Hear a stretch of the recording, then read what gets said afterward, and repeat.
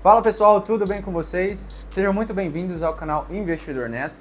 Eu sou o Neto e hoje nós vamos falar sobre como começar a investir mesmo com pouco dinheiro. Então você não tem aquela grana toda sobrando para começar a investir?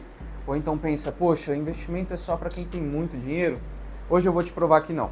Alguns meses atrás, minha mãe me procurou me dizendo, filho, eu só tenho R$ 100, eu só tenho R$ 500. Você acha que vale a pena eu investir em alguma coisa? E eu acho que isso é uma dúvida não só da minha mãe, não só dos meus familiares, mas de muitas pessoas que acham que para começar a investir a gente precisa ter milhares de reais.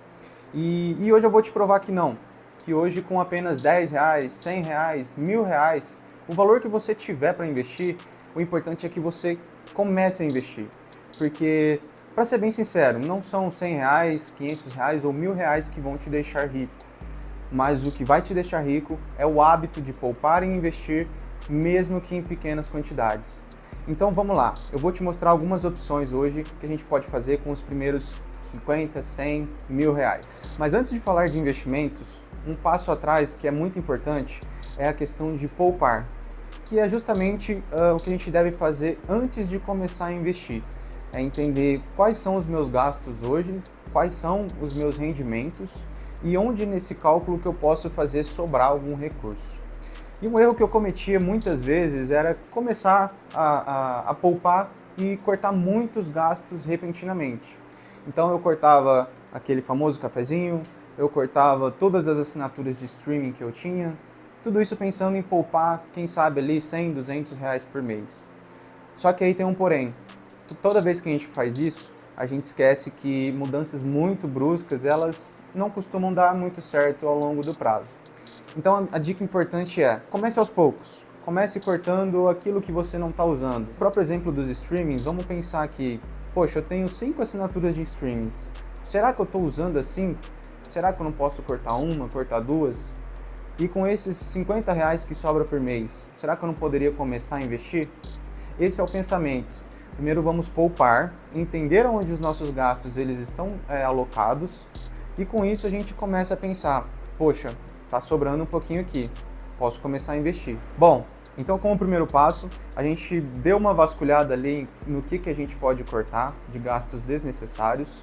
Então como uma dica número 2 aqui, o que eu quero trazer para você é, poupe pelo menos 10% daquilo que você ganha. E isso faz diferença não só naquilo que a gente está planejando para começar a investir, mas justamente para criar o hábito de poupar, de ter todo mês aquela consistência de, poxa, tá sobrando um pouquinho aqui, 10% vai para o meu cofrinho, 10% vai para o meu porquinho do Nubank. Isso é muito importante, porque mesmo que seja, sei lá, 20, 30, R$ 50, o hábito de começar a investir é o que vai dar constância ao longo do tempo. E é isso que a gente busca. Não só começar a ter hábitos repentinos, mas fazer com que esses hábitos eles perpetuem e sigam a longo prazo para nós investidores. Então agora definimos que todos os meses você vai guardar 10% de tudo aquilo que você recebe, certo? Bom, primeiro passo e primeiro objetivo daquelas pessoas que querem começar a investir e não sabem por onde começar, não tem nenhuma base. Bom, primeiro de tudo, nosso primeiro objetivo sempre deve ser ter uma reserva de emergência, porque é muito importante ter esse recurso sempre ali guardado para caso aconteça alguma coisa, caso você fique desempregado, caso surja algum problema de saúde. Por isso que muita gente fala da famosa reserva de emergência. E quando a gente fala de reserva de emergência, é diferente de reserva de oportunidade, tá? A reserva de emergência é justamente para emergências e ocasiões excepcionais. Como, por exemplo, poxa, eu fiquei desempregado, eu vou pegar esse recurso para me ajudar. Tive um problema de saúde na qual vou precisar gastar um dinheiro. É a reserva de emergência que vai te ajudar. Então pensa comigo, todos os meses ali estamos guardando um recurso e o nosso primeiro objetivo vai ser encher esse nosso cofrinho de reserva de emergência. E quando falamos de reserva de emergência, geralmente falamos de um prazo de 6 a 12 meses dos seus gastos mensais. Então, por exemplo, seus gastos mensais eles somam R$ 2.000. Para 6 meses, isso vai dar R$ 12.000, certo? Para 12 meses, que seria um ano, vai para R$ 24.000. Então, o primeiro passo vamos definir aí qual que vai ser o nosso objetivo para a reserva de emergência. E todo esse recurso que estamos guardando mensalmente vai para essa caixinha reservada como reserva de emergência. Então esse é o principal objetivo para quem está começando. Avançando então para um segundo passo agora, vamos pensar em uma estratégia que possamos diversificar um pouquinho a nossa carteira, já que agora nós já temos a nossa reserva de emergência e ela está alocada em títulos que são de fácil resgate, resgate imediato. E agora temos um recurso ali que está sobrando e vamos investir ele todos os meses para aí sim compor a nossa carteira de investimentos, certo? Então pensando nisso, eu vou trazer algumas opções que são, ao mesmo tempo, intermediárias e também podem trazer uma boa diversificação para a sua carteira, tá? Eu estou falando justamente dos fundos imobiliários e dos ETFs. E também vou trazer as opções de fundos multimercados, que são opções muito interessantes para a gente trazer todo um leque e uma variedade de investimentos. Então, sobre fundos imobiliários, eu já tenho um vídeo aqui no canal, onde eu trago 4 opções que você pode começar hoje mesmo a investir. Sobre ETFs, eu posso citar o BOVA11. O BOVA11, ele nada mais é do que a junção de todas as empresas que estão na Bolsa de Valores em um único ativo. Então, se você tem esse papel e a Bolsa de Valores, a B3, ela valoriza, o seu papel ele vai valorizar junto.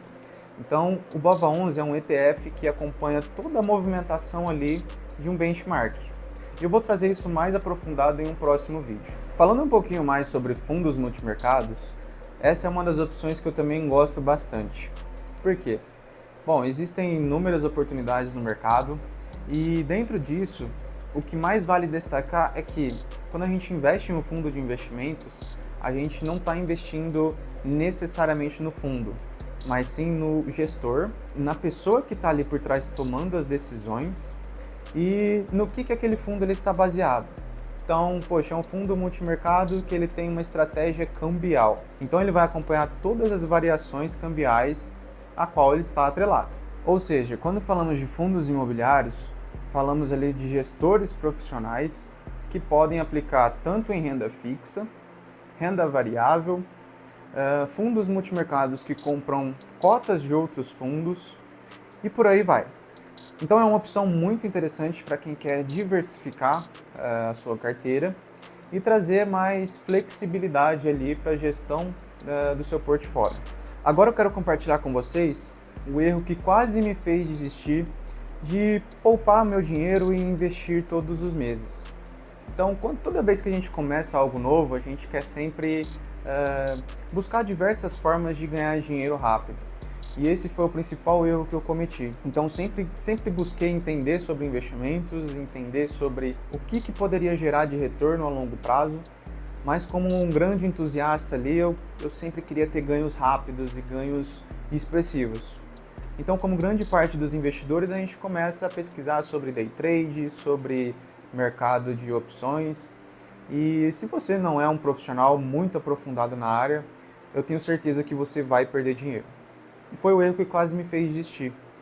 Investi um determinado valor para fazer operações de day trade e em poucos dias perder coisa de 5, 10 mil reais. Isso acontece.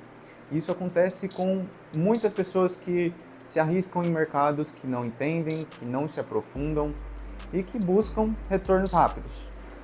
E é justamente por isso que eu estou fazendo esse vídeo, no formato em que, se alguém tivesse me ensinado isso lá atrás, eu com certeza teria evitado de perder muito dinheiro. Isso é verdade, viu?